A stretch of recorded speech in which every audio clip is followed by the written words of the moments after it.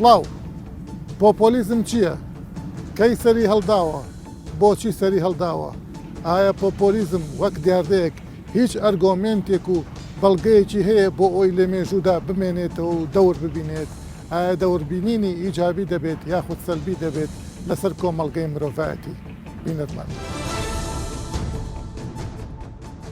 لە چوارچێوەی دەوڵەت و سیستمی سیاسی کە دەستگا و دامەزراوەکان بە شێوەی دیموکراتی گزارش لە ئیرادەی زۆرینەی خەڵک دەکەن، هەمیشە ئەو پرسیارە سەرەکیە دەمێنێتەوە کە ئایا ئەم زۆرینەیە دەسەڵات بەدەستەوە دەگرێت یان کەمینەیەک کە توانە و هێزی مادی و معنەوی هەیە. چونکە ئاشکرایە لە باشترین سیستمی دیموکراتیشدا ئیمکانی نییە هەموو کەس ڕاستە و خۆ دەسەڵات بگرێتە دەست و حکم بکات. لێرەوە ئاراستەی پۆپۆلیستی یان حەشامەتگەرایی سەر هەڵدەدات و جەخت دەکاتەوە کە ئەم کەمینەیە دەسەڵات لە بەرژەوەندی خۆیان بەکاردێن و زۆرینەی خەڵک پەراوێز دەخرێت. ئەمڕۆ لە جیهاندا بەهۆی بوونی دەیان کێشەی نژادی و ڕەگەزی و ئاینی و نەتەوەی ڕەوتی پۆپۆلیستی یان جەماوەرگەرایی لە وڵاتە پێشکەوت و دواکەوتەکاندا بە شێوازی جیاواز لە گەشە سەندندایە. ئەوان بە پشتبەستن بە شەقام و هەست و سۆزی خەڵکو و ئەو قەیرانانەی کە بەرۆشی کۆمەلگا دەگرێت دانەوێت دەسەڵات بگرنە دەست. وروژاندنی هەستی ڕەگەزپەرستی و دژایەتی فرەیی و خەڵکانی پەنابەر و کۆچەر لەلایەک و جەختکردن لەسەر هەژاری و جیاوازی پێگەی کۆمەڵایەتی ئاوێتەی یەکتر دەبن بۆ لەقکردنی سیستمی سیاسی. پۆپۆلیزم چییە؟ زیاتر لەوەی کە خەڵەتاندنی کۆمەڵگە و جەماوەرە بە چەندین دروشمی بەڕاق و خەڵەتێنە و تەفرەدەر بۆ ئەوەی جەماوەر دوای ئەو کەسانە بکەوێ کە خەونەکانیان یاخود خوتوکەی خەونەکانیان دەدەن. لە سەردەمی ئێستاشدا پۆپۆلیزم بە جۆرێکی زۆر زیاتر سەری هەڵداوە. لە کوردستانیشدا بە هەمان شێوە ئەم دیاردەیە بۆتە دیاردەیەکی سیر، تەنانەت لە ناو حیزبە دینیەکانیشدا و لە ناو کەسانی دینیشدا شیعاراتی بەڕاق و دوور لە واقع خەڵکی پێکۆ دەکەنەوە تاکو بتوانن لە ئینتیخاباتە دەنگەکانی خۆیان بەرە و سەر بەرن.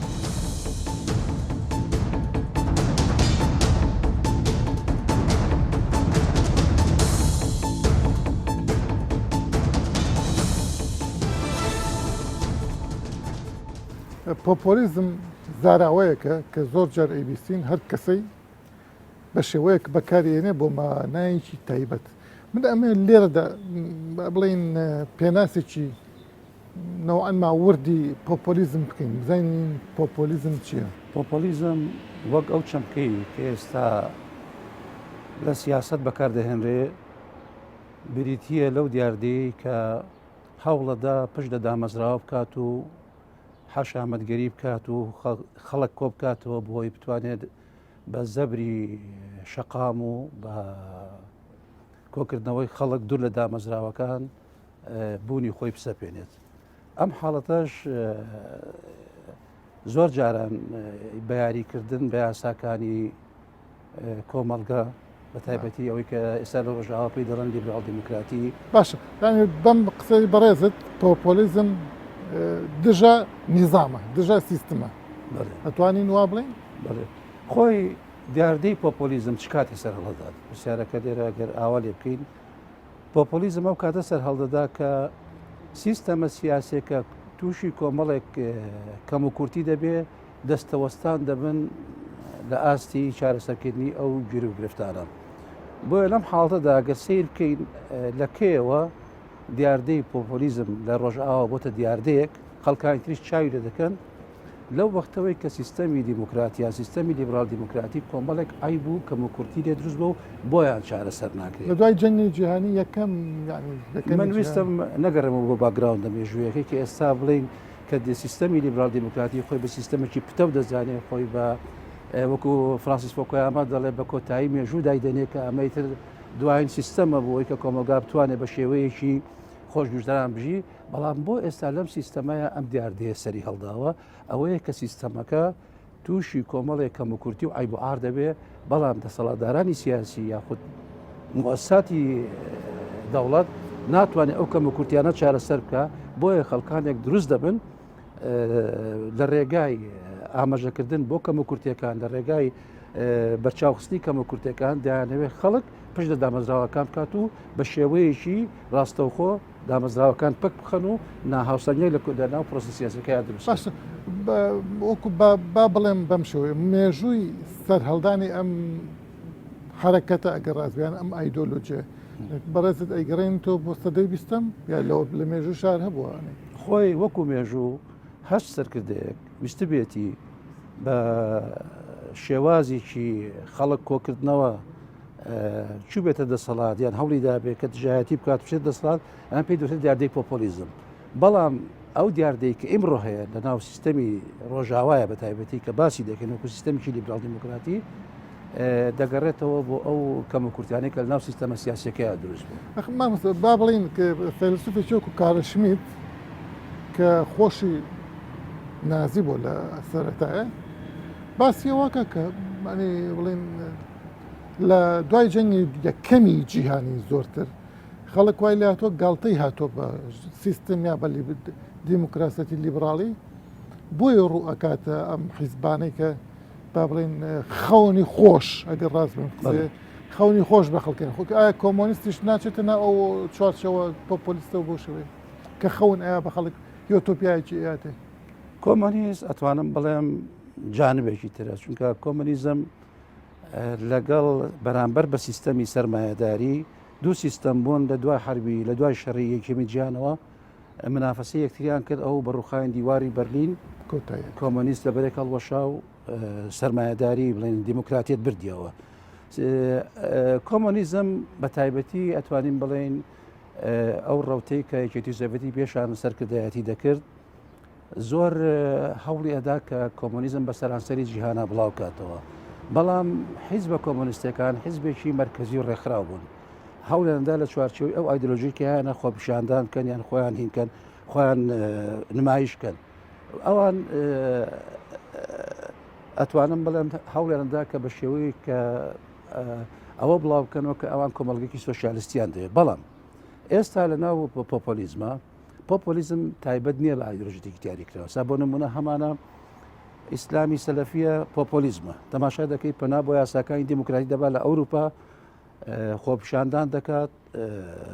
دروشمی ئەو بەرزەکاتەوە کە شریعە بۆ بەریتانیا شریعە بۆ فەڕەنسا هەمانە خەڵکی ئەو وڵاتەیە تەماشا دەکەی دژی پەنابەرە حیزبێک دروست دەبێت بە شێوەیەکی بە پۆلیسیانە دەوێت ئەم کاتە بیانوێک بۆەوەی کە بچێت دەسڵات ئەگەر سەرنج بدەین کە حیزبێکی سیاسی ئەڵێ من دژی پەنابەرم وەکو ترامپیش ئەمە هەڵوە لەبەرێکە وەشاندنی ئەو سیستەمە دیموکراتیە کە لەسەر ئەساسی بنەماکانی مافی مرۆڤ دامەزراوە بۆ ئەوەی کە ئینسان ئازاد لە هەر شوێنێک بژی مامۆستا پێتوانێت پۆپۆلیزم بتوانین یەکسانی بکەین یا هاوشێوەی بکەین لەگەڵ معنای دیماگۆجی بوون خەڵەتاندنی خەڵک تەفرەدانی جەماوەر بە وشەی بەڕاق بە شیعاری بەڕاق بەم شێوەیە ینی پۆپۆلیسم لەوانەیە دیماگۆجی لە پۆپۆلیزم باشتر بێت پۆپۆلیسم وا لە دەکات کە تۆ دژی سەروەری یاسا بێت پۆپۆلیزم وا لە دەکات کە تۆ بڕوات بە دامەزراوە نەبێت پۆپۆلیزم وا لە دەکات کە تۆ نەتەوێت وڵات سەقامگیر بێت پۆپۆلیزم وا لە دەکات کە فەوزا دروست بێت وەک ترامپ بە هەموو قەنەعاتی خۆیەوە کەمە یەکەم جار لە مێژووی ئەمریکایە خەڵکەکەی خۆی هاندا بۆیە بچن کەپیتال هۆڵ بگرن پەرلەمانی ئەمریکا بگرن بۆیە لەوانەیە دیماگۆجیەکە باشتر بێت لە پۆپۆلیزم مامۆستا بابێنە سەر کوردستان لە ئێستای کوردستاندا لەم تاریخی تازەیە بڵین ئەتوانین بڵین پۆپۆلیزم وجودی هەیە یا هەبووە بەڵێ هەیەی خۆی پۆپۆلیزم لەکوێ دەردەکەوێت لە ژنگەی چۆک و سلێمانی بۆ لە ژنگەی چۆک و سلێمانی دەردەکەوێت لەبەر ئەوەی ناسەقامگیریەکی تەواوی سیاسی هەیە هەروەها ژنگەیەک هەیە بۆ ناڵی کوردستان بەگشتی یانی مەسەلەی ناسەقامگیری سیاسی بەنسبەتی کوردستانەوە بۆتە هۆکاریەوەی کە ناسەقامگیری حکومڕانی دروستکە بەڵام لە ناو پەرلەمانی کوردستان تەماشا دەکەی هەوڵ دەدرێت ئەم دیاردەی پۆپۆلیسیە دروست بێ بەڵام لەبەر ئەوەی ئەو خەڵکانی کە هەوڵەدەن ئەو دیاردەیە دروستکەن تەماشا دەکەی ناتوان ئەو ڕۆڵە ببینن کە لە سلێمانی دەیبینن ئەمەش معنای ئەوەیە پەیوەندی بەوە هەیە ئەو ژینگەیە هەیە کە لە سلێمانی ئێستا بوونی هەیە من قەناعەتم وایە پۆپۆلیستی کاریگەر ئەناو حیزبی گەورانە بێ دروست نابێت هەر بۆ نمونە ئەگەر ئێستا ئەمریکا حیزبێکترەیە حیزبی سێم بەڵام چەند پۆپۆلیسیش بێ نابێتە ترامپچکە ترامپ بۆ دروست بوو لەبەری ناو حیزبی جمهوریە پێت وایە پۆپۆلیزم من بوورە سوکایەتیکردنە بە هەمووی سیستم و یاسا و تەنانەت ڕموزەکانی نیشتیمانیش تۆ تەماشا بکە ئەو شوێنەی کە پۆپۆلیزمی گەورەی لێکۆتەوەکو ترامپ تەماشا دەکەی خەڵک ئەچێ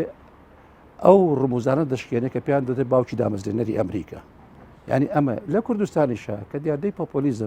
پۆپۆلیزم سیاستێکی مەیکاڤیلیانە پەیڕەو دەکات. ئەو ئامانجەی هەیەی هەموو هۆکارێ بەکاردێنێ بۆی کە تەبریری بکە. ئەنجا ئەم پۆپۆلیستە کورد بێ، ئەم پۆپۆلیستە ڕاست بێ، شەب بێ، ئیسلامی بێ، تەماشا دەکەی هەچی لە بەردەستێ بەکاردێنێ بۆی بکاتە ئامانجی دیاریکە.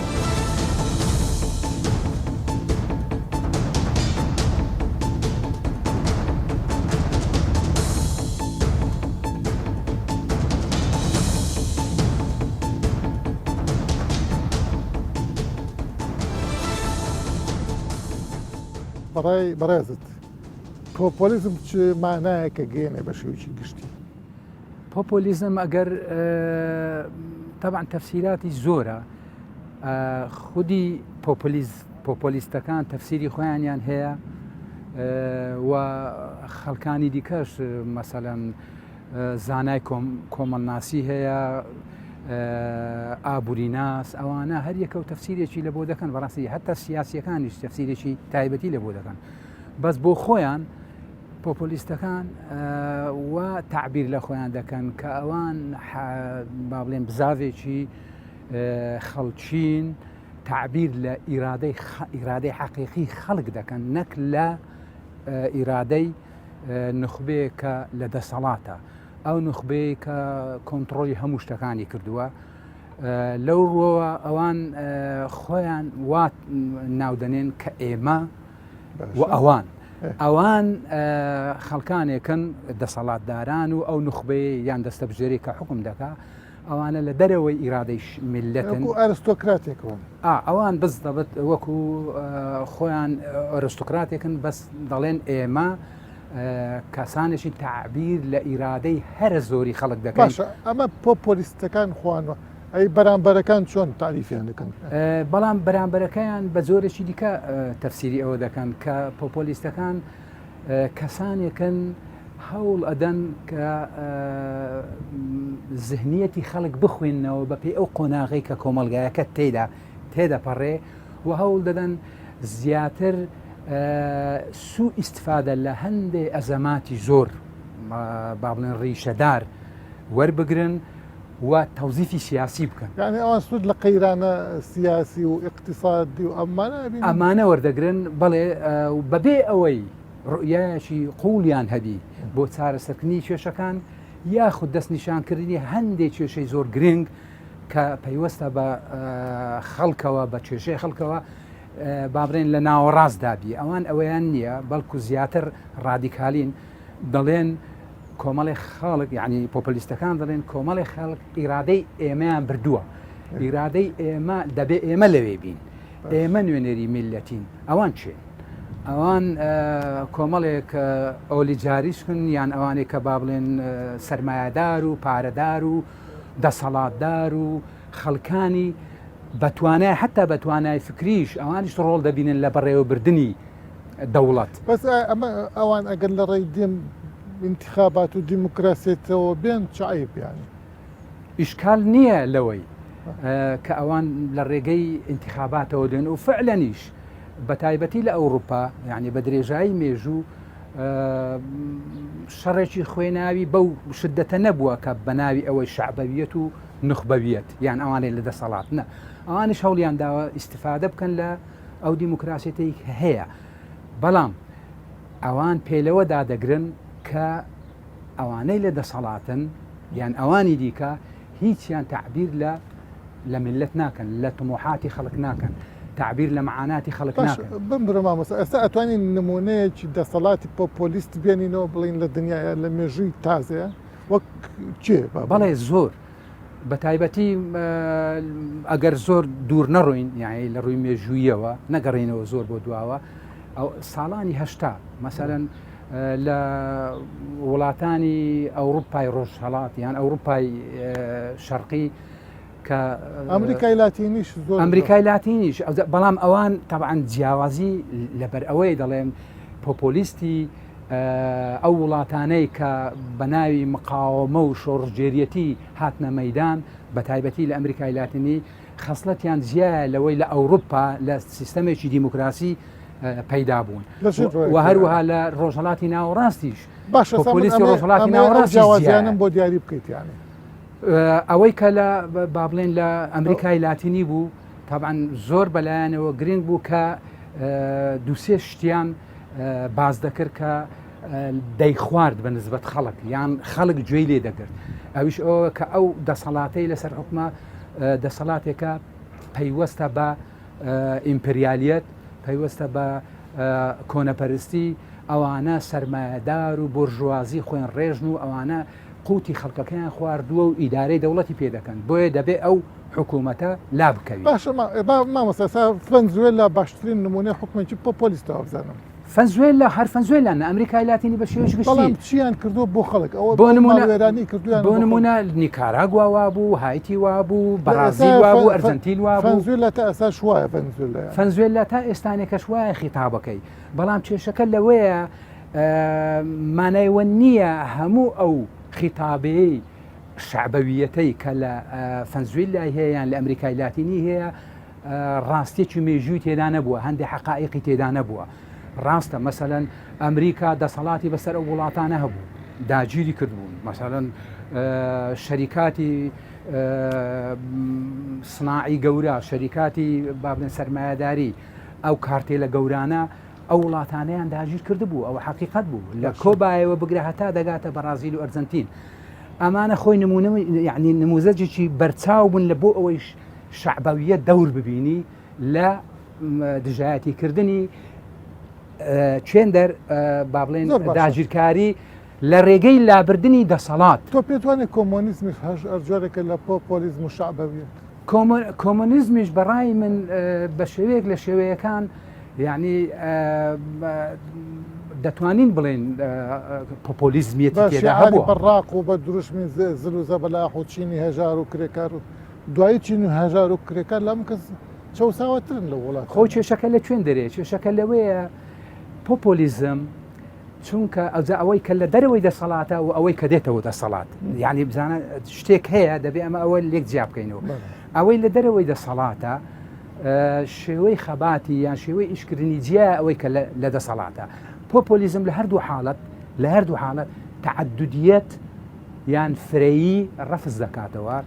بە حکمی ئەوەی کە فرەیی بۆتە سەبەبی ئەوەی کە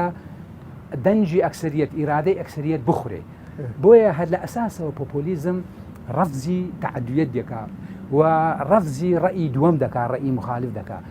هەروەها زۆر بەلایەنەوە گرنگە کە با بڵێن هەموو ئەو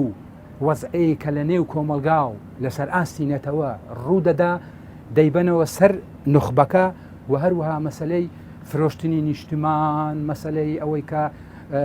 بڵێن دەستیان هەیە لەگەڵ ئەزنەبیەت یان ئەوەی کە مهاجیرەکان ڕێگە بە مهاجر دەدەن کە تاقە و توانایی ئەو مهاجیرانە تاقە و توانایی ئەو خەڵکەی دەبن کە بێ ئیشن باشە مامۆستا بینە سەر دنیای خۆمان دنیای ئیسلام یعنی ئەو حەزارەتەی کە پێوترێت دنیای ئیسلام بەگشتی لەم دنیای ئێمە تقریبان شێوەکان یەکن ینی پێت وایە پۆپۆلیزم لێرە چۆن تعریف بکەین ینی چێ پۆپۆلیزم پۆپۆلیزم بە تەسەوری من لە دنیای ئیسلام بە درێژایی مێژوو هەبووە باش هەبووە حتا لەو کاتانەی کە سەرەتایەکانی دروستبوونی ئاینیش یعنی هەوڵیان داوە کە خیتابەکەیان خیتابەکی شعبەوی بی ئەوانەیە کە پیاوانی ئاینی پیاوانی لاهوت ئەوانە هەوڵیان داوە کە بەو شێوەیە بەو زمانە خۆیان لە خەڵک نزیک بکەنەوە خەڵک لە خۆیان نزیک ببنەوە زیاتر لەو وڵاتانە بەڕاستی کەسایەتی یەکەم ڕۆلی گرنگی بینیوە لە کۆکردنەوەی خەڵک و خەڵک هەولی داوە تەقدیسی ئەو کەسایەتی بکە لەبەرەوەی کەسەکە ئەگەر پیاوێکی ئاینی بوو بێ یان هەر چاکسازێک بوو بێ لایەنێکی کاریزمی وەرگرتووە هەستت کردووە ئەو خەڵکە بێ ئەوەی بیر بکاتەوە وای تەفسیر کردووە شوێن کەوتو کە ئەو هەموو شتێکە ئەو ڕاستیەکان دەڵێ ئەو تعبیر لە ئێمە دەکا ئەو ئیرادەی ئێمەی لەلایە لەبەر ئەوە بەبێ ئەوەی کە دوو دڵ بن ئەو کەسایەتیان کردوتە پێشڕەوی خۆیان ئەتوانین پێم بڵێ پۆپۆلیزم بە زمانی کوردێتوان بڵین مێگەلگەرایی شتێک لەو بارەوە دەتوانین بڵێن بەڵام بەو معنای نییە لە نێو پۆپۆلیزمدا پۆپۆلیستەکان هەمویان هاوشێوەن ئەوە ڕاست نییە بەڵکو لە نێو پۆپۆلیستەکان خەڵکانی ڕەنگە ئەکادمی هەبن ڕەنگە خەڵکان مامۆستای دانیشگا هەبی ڕەنگە تەکنۆلۆجیست هەبی ڕەنگە کەسانی چیرۆکنووس و ئەدیب و شاعیر و ئەوانەش هەبن لە ناو تیرۆریستەکانی شەهن کارل شمیت خۆی ڕاستە ئەوەیان زۆر ڕاستە بۆیە هیچ حرکاتێک دابراو نییە لەو فئاتانە یعنی شەرائحی دیکەشی تێدایە بەڵام ئەوە گرنگ نییە گرنگ ئەو خیتابەیە عزرێک دەدا بە کۆمەڵە خەڵکێک کە ڕۆشنبیریشن کە نووسری گەورن دەبینن کە مەسەلەن ڕاستەوخۆ ئەو سەردەم ئیمپریالیزم هەبووە ڕاستەوخۆ تەدەخلی کردێ لە ژیانی سیاسی کۆمەڵایەتی ئاینی هەموو شتێک لە بەرچاو بووە بۆیە خەڵکانێک پەیدابوون کە بەرگریان کردێ لەوەی طبعاً خیتابەکەیان چۆتە ناو قالبی شعبەویەت و مەسەلەی وەتەن و نیشتیمان بەلایەنەوە زۆر گرنگ بووە لە ڕوبەڕووبوونەوەی دژ بە ئیمپریالیزم بۆیە تەماشا دەکەی ڤێتنام بە سەدان و هەزاران خەڵک لە دوورە وڵات پشتیوانی لە ڤێتنام کرد نووسری گەورە ئەوەشیان وایە تەماشا دەکەی زۆربەی هەتا ئێمە خۆمان لە وڵاتانە بوون دوور بووین لە ئەمریکای لاتینی پشتیوانیمان لە شۆڕشەکانی ئەمریکای لاتینی دەکرد دژ بە لەگەڵ کوبا لەگەڵ بزەبتوە ئێمە هەمومان جیڤارا بە کاریزمامان دادەنا بە کەسێک کە دژ بە ئیمپریالیەت ڕاوەستاوە خۆی معنایوە نییە هەڵی یعنی با بڵێن سەرمایەداری لە سەردەمێکی تایبەتدا هەڵەی گەورەی نەکرد یان وڵاتانی بەناو کە دەیانگوت ئیمپریالیزم هەڵەی گەوریان نەکردێ بەرامبەر بە میلەتانی دی ئەوەش بۆتە سەبەبێک کە خیتابی شعبەویەت پەیدا بوو و سەریگرت تا ئێست ئەو سەردەما تەماشا دەکەی ئەو قەیرانە نێودەوڵەتیانە ڕۆلێکی زۆر گەوریان هەبووە لە دروستبوونی شعبەویەتی نوێ ئێستا زۆر کەس وان تەفسیر دەکا دنیا بەرەو شعبەتی نوێ دەچی خیتابی شعبەتی نوێ کاتێک سیستمی سیاسی و دەوڵەت تووشی قەیران دەبێت ئەگەر چاکسازی و چاکردنی پایەکانی دەوڵەت شکست بێنێ ئەوە ڕەوتی پۆپۆلیستی دەرفەت دەقۆزێتەوە